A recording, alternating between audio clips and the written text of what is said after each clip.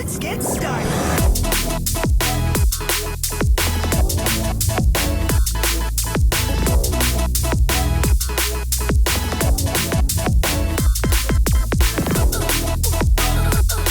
Hello, everyone, and welcome back to Fusionlore, a FusionFall podcast where we go over the lore of every mission in FusionFall at 30 minutes at a time. I am Magic, also known as the Magical Daily, and I'm joined by my friend Matt, also known as R. Say hi, Matt. How you guys doing? And in today's episode, we're going over the level 5 missions. And it's business as usual. It's very much business as usual. I'm sensing some themes in the game. I'm seeing that a lot of stuff in this game is very unserious. But before we hop into any of that, we did a nano mission before anything. What do you remember about the nano mission? Well, let's see. Fusion Wilt, he was inside Foster's and took the fizzy rocks. And he, for some reason, went to Pokey Oaks North. Yeah, why did he take candy? Reason. What did Fusion want with some candy? No idea. No idea at all. Maybe he just wanted it, personally.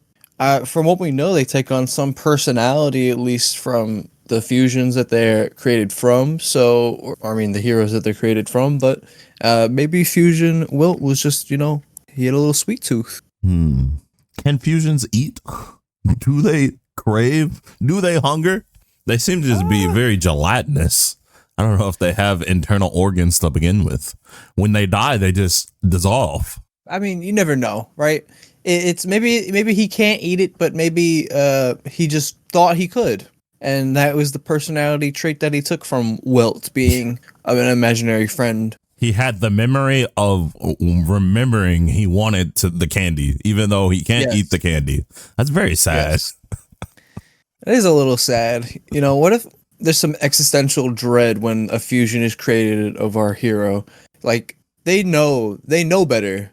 They remember better, but they can't help but they can't fight against the instinct that they are as a fusion. But because if you think about it, right? I'm thinking. If we're taking the essence from a fusion to create a nano, and then the nano takes on the personality and certain powers of the hero in question, wouldn't it be fair to say that the fusion is sort of like a parasite, so to speak, and they're fighting, their essence is fighting against it? It can't be a parasite because a parasite requires a host. The personal items. What did this even take? Is the candy the personal item? Did it say anything else? Usually in our journal we would write, for Blossom it was her hair bow, and it's like, we got a hair bow and we made the nano with the hair bow. Is the candy Wilt's personal item? Because I would have thought it would have been his shoe or like a basketball or something. Listen, I feel like a personal item is very arbitrary. Maybe it is something that is very near and dear to the person in question. It doesn't necessarily need to be like an identifying factor of them, because there's a lot of different items. If I remember, for example, there's two different what was that NPC that we were talking about in the last episode? That there's two fusion number 2s. No. You're talking about number 5. When we met number 5 during these level 5 missions, the first thing she says to you is that she heard from someone that there's a number 5, a fusion number 5 on the Sweet Revenge, and specifically another fusion number 5 at Foster's doing something. So it is confirmed there are multiple of each Cartoon Network character fusion, which I was saying to you earlier before we recorded,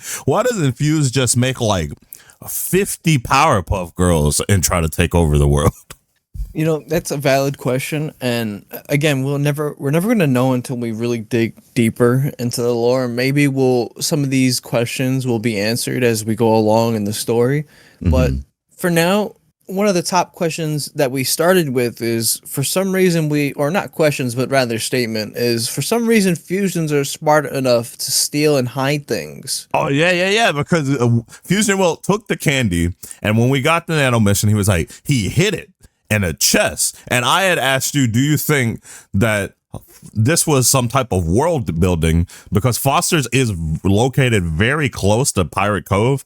I had wondered if the candy being in a pirate chest was an indicator that they had got this candy from the candy pirates. It probably is an indicator to some degree, because it was inside of a candy chest, but for some reason it made its way all the way to Peach Creek Pokey Oaks. Pokey Oaks. Pokey Oaks, the school, inside of the basketball courts. And that doesn't make any sense to me personally. Like, some of the locations for some of these nanos and missions, like, yes, they have identifying factors of where their origins might have come from, but why is Will all the way in Sector V when we know for a fact Foster's is nowhere near there? Yeah, he ran quite a distance. It's not very close. He took the candy and was like, I'm out of here. Why is the school a significant place in the first place? We had another mission that was about the school, or like two missions, I believe. I'm trying to remember. No, we had a two-part mission. Hijinks? We had a two-part mission that was about the school. No, we had three missions that were about to go. So there's junior hijinks, right? Where Blossom was like, they've turned the power off to the school. You got to go and turn the power back on. And when we went to turn the power back on, it was just this exposed thing out in the middle of the park. And you brought up a good question of why does the school need power anyway? It's in an infected zone. Yeah, well, what is the point? Because, okay, if there's power inside of the school, wouldn't that just assist in whatever fusions have got, like whatever they got going on? Wouldn't that just make it easier for them to try to escape? You're giving them the resources they need to do whatever they want. And in junior hijinks, we also had to deal with a lot of pesky ponies that were dealing with the power. Can we talk about why all the important infrastructure was located out in the middle of nowhere? Just on the ground. You just get it. It's just sticking up. You just touch it. Anybody could have messed with it. Besides the pesky ponies. The pesky ponies, they got their name. Truthfully so. I wonder how many times this has happened for this to occur, because their name in itself reflects perfectly their actions towards these missions that we had to go through. I mean, like, the power was just exposed. No wonder they got to it. If everything was in a confined area to begin with, nothing would have happened. But, you know, maybe they're short on budgeting or whatever the case might be in terms of however resources are managed in the past. But regardless, in Junior Hijinks 2, aside from the power struggle that we were going through, okay, the Terrafuser, they were trying to terrafuse Pokey Oaks by using gooby traps. Yes, I remember. What is the purpose of doing that? It's already inside of an infected zone. It's pretty infected.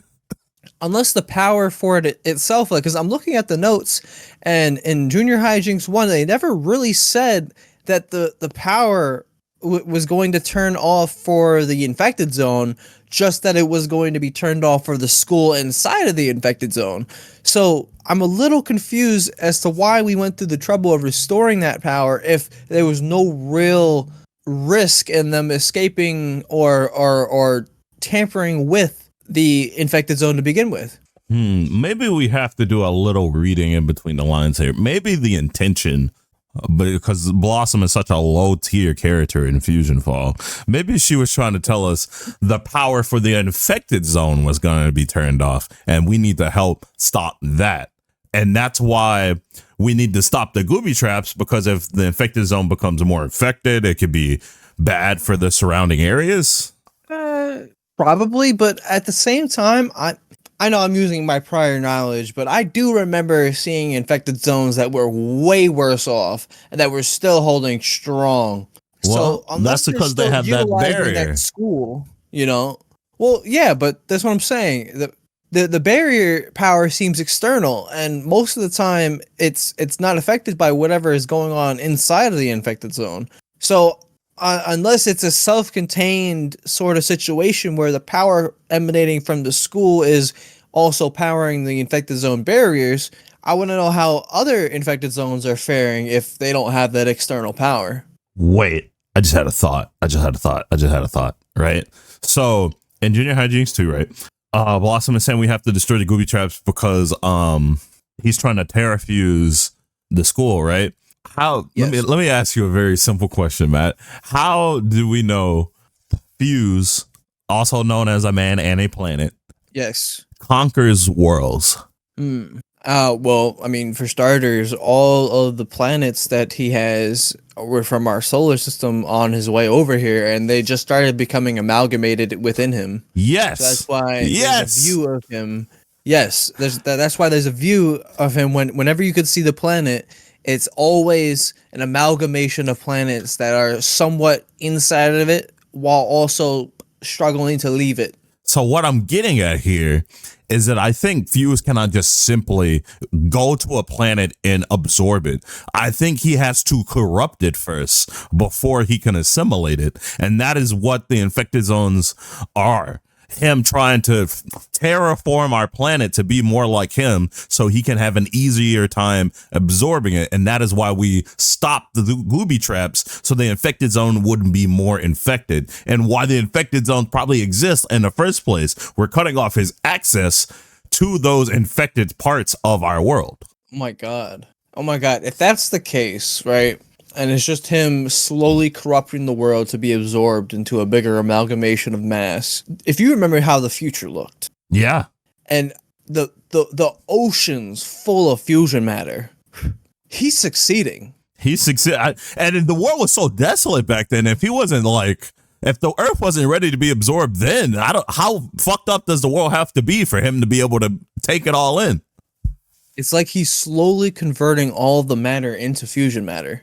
I would love, I know it's not possible, but anybody who's like working on those external FusionFall projects, I would love for a mission to exist where we go get to see a planet where he's already taken it over and see what it looks like compared to what our world looks like. Maybe getting survivors. That would be so cool. I know there are some Cartoon Network shows out there with characters that are from different planets. Oh, there's hella aliens. I mean, you take Popular Boy, Ben 10. I mean, within our solar system, though. Within our solar system, I mean, yeah, because it looks like most of the planets that he has that are freshly amalgamated, at least for a mission basis, we would have to visit one of the ones that were from our own solar system in order to actually see the desolation that really occurred. Because, like, at the end of the day, we're looking at it in the sky, and a lot of them are partially there, but we don't know how much of them are truly there. You're right. I'm sure there is some Cartoon Network show that has somebody from the planet Mars. It's such a popular concept to be like, this alien is a Martian. I'm sure we have some character that's either been to Mars or is from Mars, and they could do something with that. That would be pretty cool.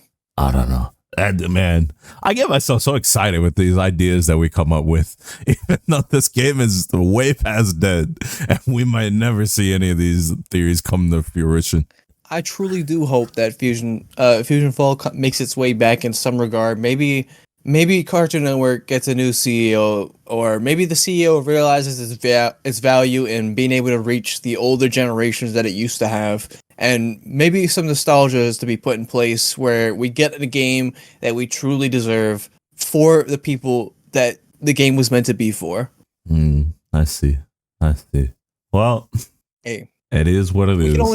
We can only hope. Anyway, I want to slander Blossom some more. We did Blossom's Picnic Panic number 2, where we went to go talk to Professor Utonium, and I was looking very forward to telling him, like, hey, your brat daughter was trying to have a picnic in the middle of this fucking invasion, and he was like, oh no, can you tell her that someone broke into my lab and they messed up my communication equipment? I feel so bad for not making it to her picnic. This man is as unserious as his daughter. This is where she gets it from. He also wanted to go to the picnic. Not only did we have to repair the communication disc just so he could tell her that, but like he didn't even like. Sure, he acknowledged that it was crazy to have a picnic during the invasion. No, she acknowledged. Blossom was the one that acknowledged. She was like, I know we're in the middle of an invasion, but he still could have called me and said he wasn't coming to my picnic. That's another thing, though. We made a very good point that she is superpowered, and he is not. Nope. Why is she banking on him to be able to communicate? Like, first of all, if he's not superpowered and he was not responding, why isn't your first instinct as a superhero? Let me go check on him. Let me make sure he's okay. You know, like, if this was such a big deal to you in the first place, why didn't you go out of your way to make sure he was okay? Like, that's your father at the end of the day. Like, yeah, he made you in a lab, but he gave you life. And that's a lot more than people could say about other people, but I digress. And she's just over here pouting at the treehouse, still not doing anything, instead of just sending us to do some busy work. That's some busy work. Blossom is probably abusive in some regard. Abusive? Some manipulation. Yeah. There's no way that this super genius man is sitting there and he's like, you know, maybe a picnic's a great idea during the end of the world, because there's no reason that he has to go out of his way to make his way all the way from Genius Grove to Sector V just to have a picnic. When once again, just to drive that point home, he is not superpowered. Nope. She has to have him wrapped around his finger in some way, shape, and form. Or, like I said, maybe some elder abuse is happening. But you know, elder abuse. You know, that's a stretch. But you know something, it just doesn't make any sense. The world is melting into a green puddle, and the creator of the Powerpuff Girls and one of the Powerpuff Girls' supposed superhero is more concerned about a picnic. I know we're dragging this on from the last episode, but still, it does not make any sense to me. It's crazy. It doesn't make any sense. There are a lot of unserious things. There's so many unserious. Like, I swear we'll go for missions where it'll be like, let me think of an example from this episode. So we helped the professor, right? He's like, I was researching fusions and they messed my lab up, man. Please help me. Mm-hmm. That's important. He's trying to stop the war. Let me understand how these fusions work so we can better destroy them. Or number 5, who is like, there's fusions on their way over here to Dexter's and Mandark's labs. You got to stop them so we can stop them from getting any serious technology. But then we have missions. What? Let me cut you off real quick. Okay. I get where you're coming from. Yes, the gravel golems fucked up his lab, and there's nothing we could have done about that. But let's not forget that was in Picnic Panic Part 2, where right before Picnic Panic 3, where we even learned that he was researching fusion monsters, that his primary concern was restoring communications because the gravel golems stole the wires for it. Mm-hmm. So once again, communications, granted, how are they even communicating with us as a player? They're able to give us missions and communicate with us from there. And Blossom has no problem getting in contact with us. So why are we so hell-bent on making sure that Professor Utonium and Blossom can communicate that, hey, I can't make it to the picnic, and then we find out in part 3 that, yeah, you know, and then my lab was blown up, you know? They're so unserious. So unserious. I want to talk about the pickle. Can I talk about the pickle? Yes. I want to talk about the pickle. So what mission was it? Was it the Littlest Fusion? Is that what it was? Yes, it was the Littlest Fusion 1. The Littlest Fusion. We go do a mission for number 5 where we're stopping the invasion to come into Dexter's lab and Mandark's lab. And we found out that they have a pickle. And number 5's like, I don't want that pickle. Go give it a number 2, man. He'll eat anything. First of all, get off my goat. Get off my goat. Number 2 is doing the most work out of any of y'all so far. Get off my goat. He's grateful. He's grateful if he eats anything.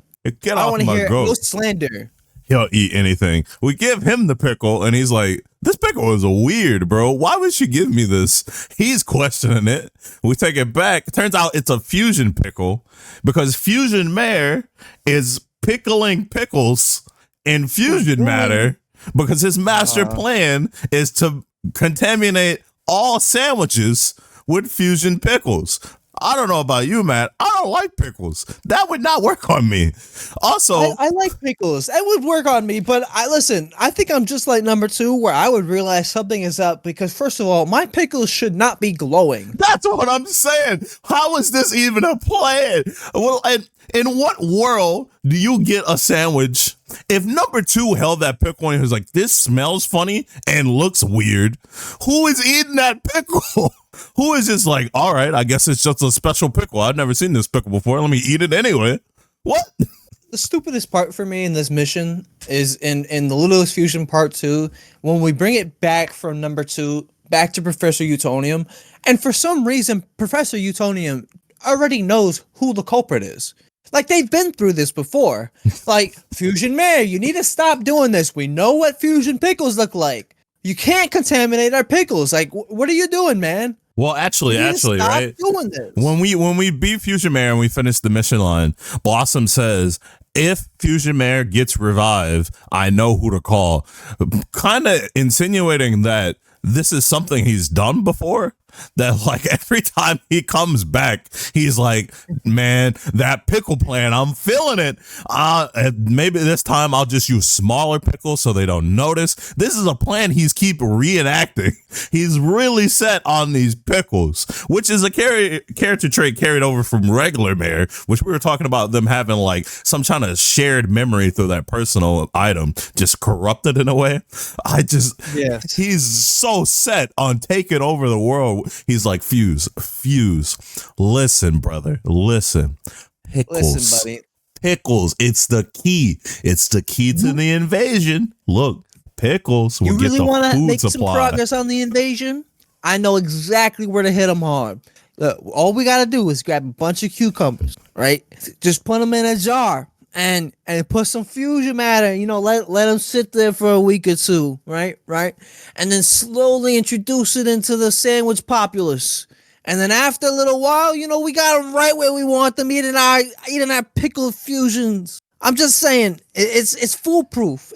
But he gets thwarted every single time, and he gets defeated every single time. It's a real sad existence for these fusions. Thinking about that, I'm kind of wondering how actually dangerous is fusion matter. If they pickle pickles, what would they do to the human body? If I sat in a pool of fusion matter, if it's only pickling the pickle and not outright just disintegrating it, wouldn't I be fine? I don't know. That's a hard ask, but at the same time, I was gonna think that perhaps this is also probably contributing to the dwindling population, especially why we don't see very many adults to begin with. Because most kids, canonically, at least in the Candy universe, they don't really mess with pickles too much. But when it comes to adults, I feel like they'd be eating those nonstop. You think the pickle plan is working on the adults? Probably. Why do you think there's so many abandoned cars and houses with, no cars to begin with? Let me just open this new jar of artisanal pickles. They smell kind of funny, but I guess that just means they're extra pungent. They're extra pungent. That must mean they're organic. We were talking about the last episode about the houses in Sector V and how they were all like souped up and stuff. The houses in Pokey Oaks are not. They're just regular houses, including the Powerpuff Girls house, right? Which I guess led into that break-in that like messed up the communication wires, right? I had wrote down in the notes is the break-in and the lab why Professor Utonium is at Dexter's house and not at his house. But like after this mission, he just stays at Dexter's house. So I guess he just prefers being there to his own lab. He might like that lab better, to be honest. But again, it's insane how intelligent number 2 is, because the fact that every single house in Sector V is souped up to some regard and that all they have is the low-level monsters, he must be doing something right. Like, yeah, in terms of gameplay loop and stuff like that, Sector V is supposed to be a low-level zone, but also they made every single house souped up to begin with. And he's launching coordinated strikes on various different types of monsters. He has locators all over Pokey Oaks. Oh yeah, we have the locator mission. We have the locator mission, right? Number 2, Margot, is still out here carrying everybody. He was like, go set up this locator so we can find every fusion in the area. Listen, he's doing the most work, in my opinion. I don't understand how the professor and the Powerpuff Girls didn't have more stuff done in their own neighborhood. And I'm sure their house has some defenses, but like the basic defenses are not enough. It says something about the Powerpuff Girls when Sector V has every house like battle ready for this invasion. And when we go to the Powerpuff Girls neighborhood, their school fucked. The houses unprepared. Professor Utonium's lab where they live ransacked. And what are they out here doing? Let's have a picnic. That's crazy, and especially because I just said, and for gameplay loop, Sector V has the lowest level monsters all around, but it's also the least fucked up place. Like, just moving right over to Pokey Oaks, you could see like all the pools are infected with fusion matter. There's monsters rampant everywhere. The terrain's getting more fucked up. It's just a different world immediately, just one neighborhood over. Maybe the morale went down when Buttercup got lost. Blossom is coping. Maybe picnics are her coping. She's just like, I need a happy moment. Please, can anybody please? I need a happy moment. We haven't met up with Bubbles yet. We don't know what Bubbles is doing. But Blossom, maybe she's just not doing so good with the loss of her sister. We met a monkey who he said that Mojo Jojo sent monkeys all over the world looking for Buttercup. And we also met a different monkey, I believe, who also said that she got lost in a battle with Mojo Jojo. So we were thinking that he probably felt responsible. Mind you, it was they said before Fuse arrived too. Buttercup was knocked into the ocean during a battle with Mojo Jojo, and no one has seen her since. So he feels bad. He has some morality to him where he's like, I gotta find her. I gotta make sure she's okay at least. And at least Mojo Jojo's doing something. He's looking for her. He realizes they need Blossom to do anything. Not Buttercup. Buttercup. Not Blossom though. Blossom's useless. Anyway, there's some interesting tidbits that we were going through and we saw when we were out looking around for we were doing Blossom Picnic Panic Part 3, and we found this little area which breaks more fourth walls than I would like for it to do, but we found a comic book store, a collector store, where we found out that Carl does not shower. But we found some interesting images of in-game advertisements and comic books relating to our heroes inside, or rather outside, but pertaining to the comic book store. So there are some fourth wall breaks, not to mention Chris Waldron's house being in the game. Nah, man, he just lives here. That's a different Chris Waldron. Come on, man. He just lives here. He lives in the Cartoon Network world. They got advertisements for FusionFall on all the bus stops, and then we found a comic book store with all the classic shows in there. I was telling you that I think that's like, you could probably explain that, because I don't think they're going to tell us what that's about. My idea is that it's like wartime propaganda, the same way that you would have comic books during like World War II or World War One, whichever one was with Hitler, where Captain America would go fight Hitler, or Donald Duck would be in the World War. Just like some entertainment for those people not fighting, to try to like lighten their mood maybe during the quote unquote end of the world. I don't know. It's pretty ironic that they have a FusionFall poster and then Ben 10 is very prominently on the other side and he's not doing much. I would argue that Ben 10 is probably the most popular hero in this universe, in this world of connected shows and whatnot. He would probably be the most popular hero. I agree, but what is he doing realistically to help us? He's doing a lot. You know, he saved the universe multiple times.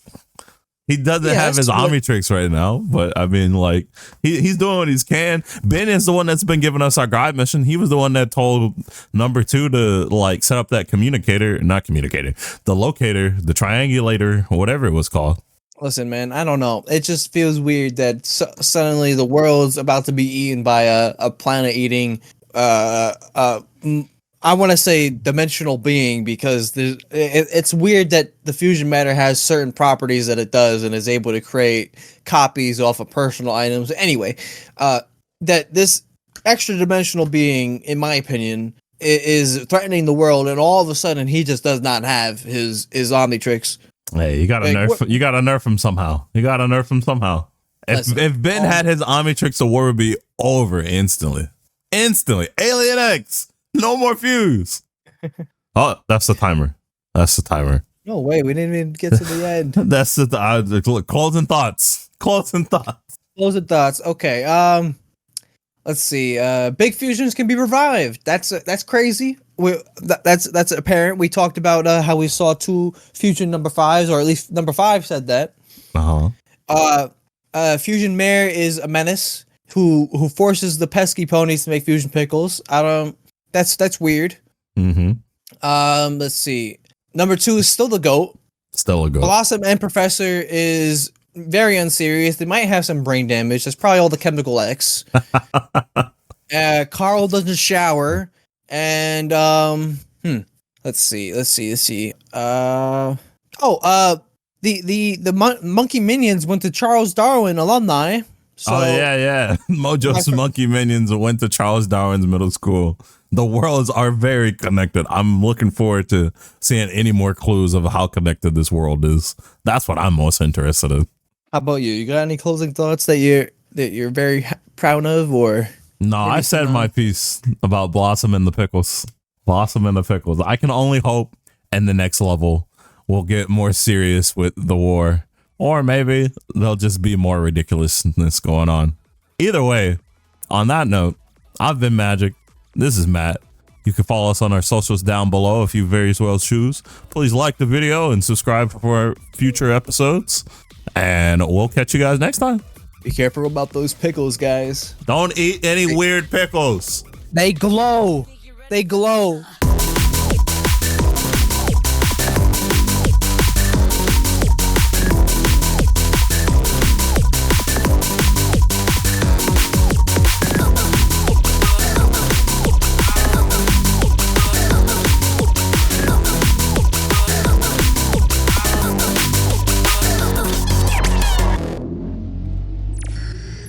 My work is done.